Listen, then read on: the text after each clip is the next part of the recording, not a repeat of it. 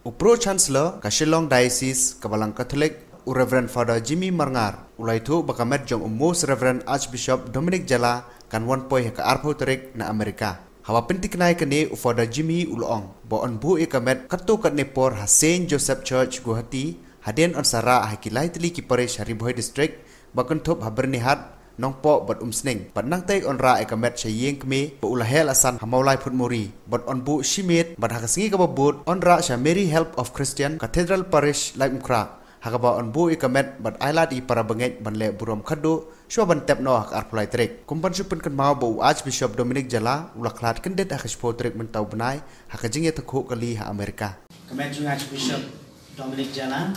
kan sapoi ka wajin airport haka siu blay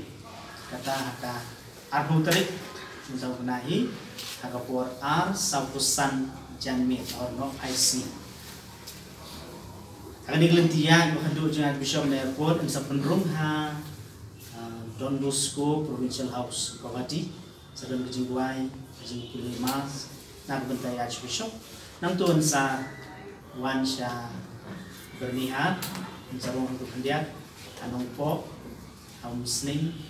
bat dan sa penrung hamulai parish dan sepenlong kejingkuli mas di antan belum lapor Shipho Buji Hakapor Mir Dengan ini poin syurga taruh kan sebenarnya but ka Medjung Archbishop kan sasamit hayen jong yin kemi mo hantu sasa tu simit but hakar poin trik dan step dan sarani sya hospital nak bentaban